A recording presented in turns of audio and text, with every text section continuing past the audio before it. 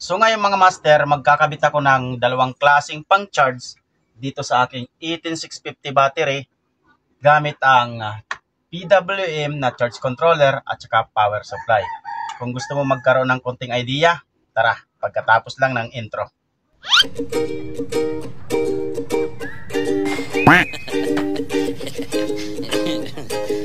Welcome back mga master. So bago ang lahat mga master ay may isa-shoutout muna tayong masugid nating tagapanood or followers.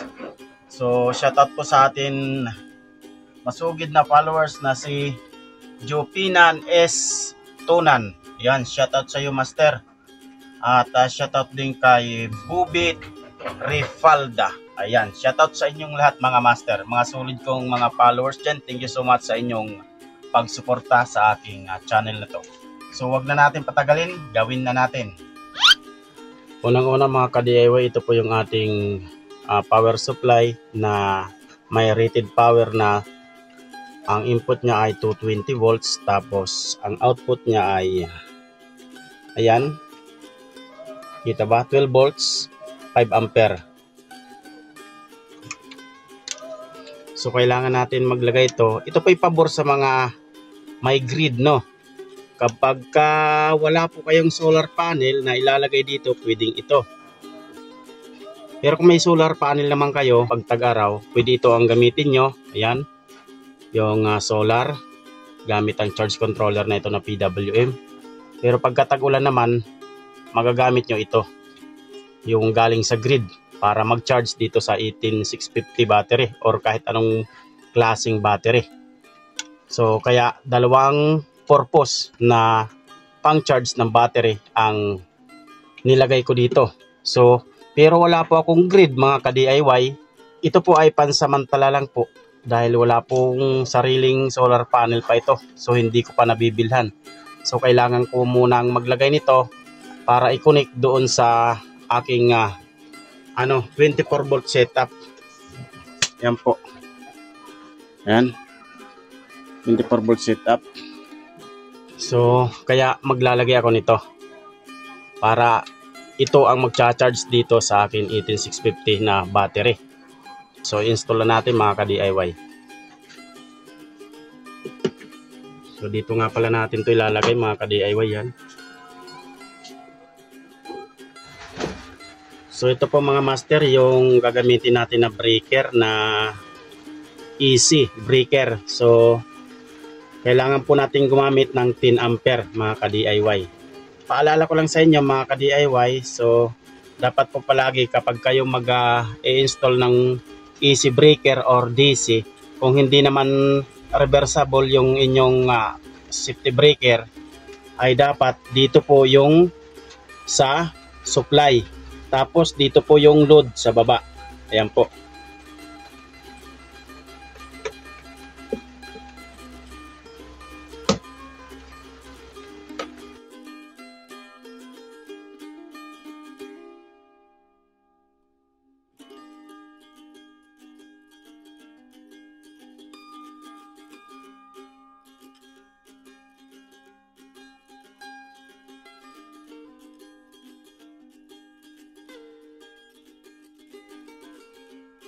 Tandaan po, dito po dapat kayo kumuha sa baba ng papuntang load. Tapos dito po nyo i-connect yung galing sa supply.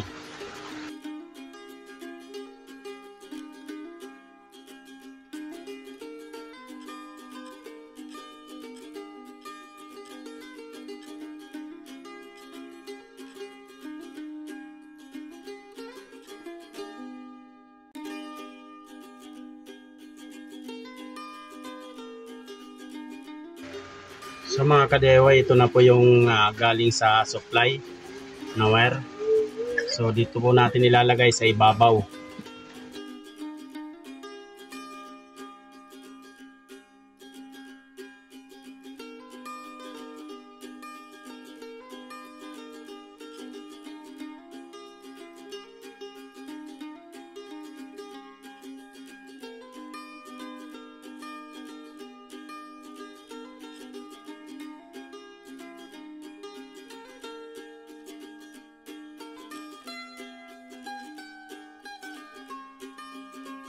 So ito naman mga ka-DIY, ito po ay DC circuit breaker. So gumamit po tayo ng mga 10 ampere lang din kung mayroon, o kaya kung wala 16 ampere. So ganun pa man mga ka-DIY, dito yung load, dito yung supply. Ayan po. Dito po yung output nitong itong power supply.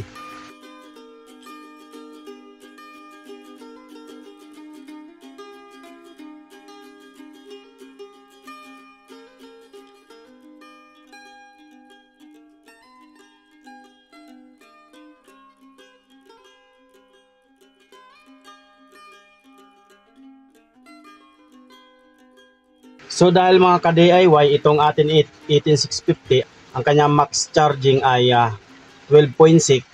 So i-adjust lang po natin doon ng 12.6. Tapos i-on natin to, i-adjust muna natin kasi mayroon po itong adjustan. So yan po mga ka-DIY yung kanyang adjustan ito. Ito po, yan. Adjustan po niya yan kung ilang volts ang gusto nyong i-adjust. Pero hanggang ano lang po ito, hanggang 15 volts lang wari ko. Kabit po natin muna ito mga ka-DIY dito sa ilalim.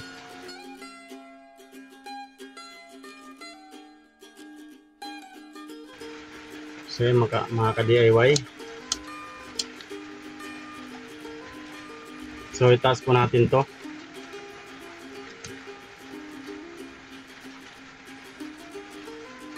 Ayan, babaan lang po natin mga ka-DIY, adjust lang po natin doon.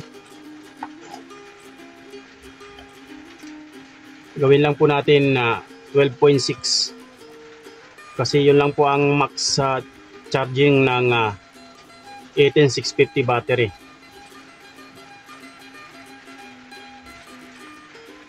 Ayan, 12.6 lang muna mga ka-DIY. Tapos baba na natin.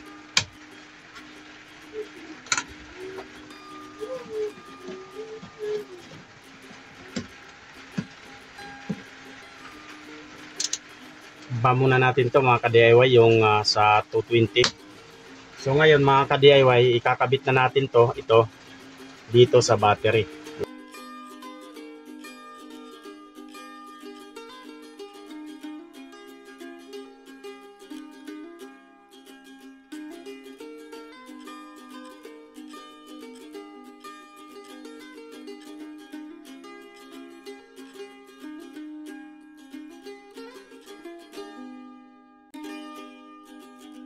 Yan, dito po sa, ito po yung positive.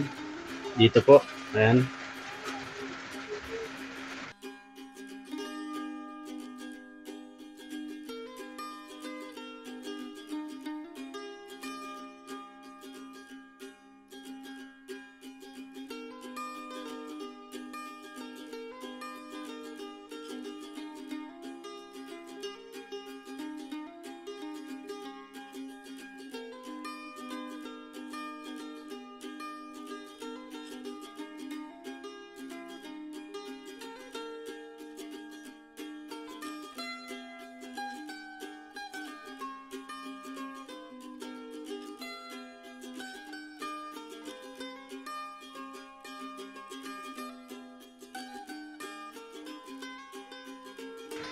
So yung mga master, tapos na tayo.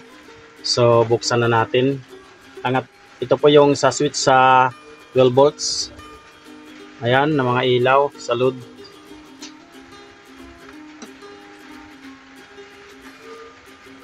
Okay. Ayan po. Patay muna natin. Ayan.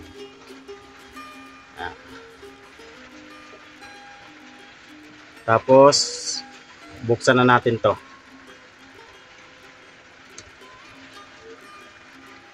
Yan, umilaw na siya.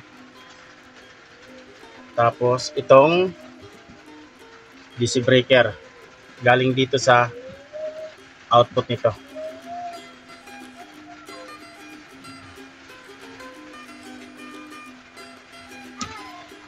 Yan. So, yan. Dito po natin makikita kapag ito yung umabot na ng, ng 12.6 at saka umiilaw po itong BMS na to. Ayan. Pagka puno na yan, ayan, umiilaw po yan dyan. Pagka full charge na. Tsaka alam nyo naman, pagka umabot na dito ng 12.6, saka natin i-off kapag ito po yung gamit natin, itong power supply. Pero kung ito naman yung gamit natin at may nakakonect dito na solar panel, so siya nang bahala mag-control at mag-stop kung puno na itong battery natin. Ayan. Nasisit naman yan dito na hanggang 12.6 lang yung kanyang full charge. Ayan. Kapag sinit nyo siya sa lithium battery, yung pang 18650, bali B2 po yun mga ka-DIY. Ayan, B2. Ayan. Yan po yung pang 18650. Kapag ito po ang ginamit nyo na mayroon na solar panel para mag-charge dito na sa battery, pagka ito ay hindi nyo ginamit, halimbawa naka-off. So dalawang purpose po yan mga ka-DIY, no? Pabor po ito sa may mga grid or kuryente galing kay Meralco. So kapag tag-ulan, walang sikat ng araw, so walang charge to. So ito lang po ang iaangat nyo para mag-charge naman ito, mag-supply dito sa battery natin para ma-charge. Dito gamit itong ating power supply. Ayan po. So kung tag-araw naman, i-off mo lang to. Ito naman yung gagamitin mo para naman mag-charge dito gamit ang solar panel.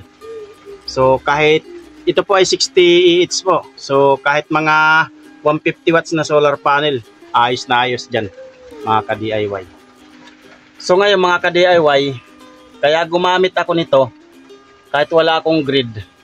Kasi wala pa po akong solar panel na panlagay dito para mag-charge din sa aking 18650 battery. So pansamantala, ito lang muna yung aking gagamitin.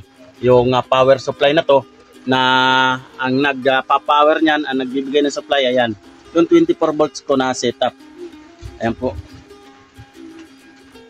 Kaya habang wala pa akong solar panel, ito lang muna. So pabor yan sa may mga grid.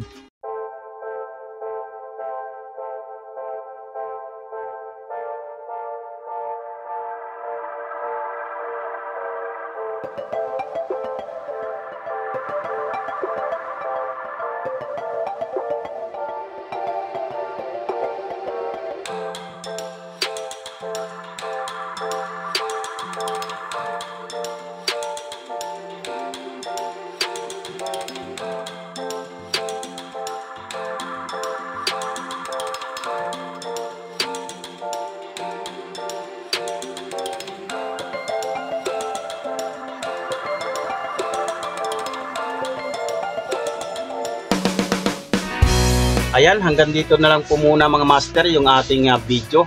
Sana mayroon kayong natutunan sa video ito, mayroon kayong nakuhang idea, lalong-lalo na po doon sa mga kapwa ko beginners na bago pa lang nag-DIY sa mga ganitong solar setup. Maraming salamat po sa inyong solid na panonood.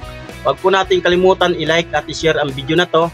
At kung napadaan ka lang sa channel na to, huwag kalimutan mag-follow para sa susunod na upload ay updated pa kayo sa mga ganitong upload na video. So paano mga master, hanggang sa muli mga ka-DIY.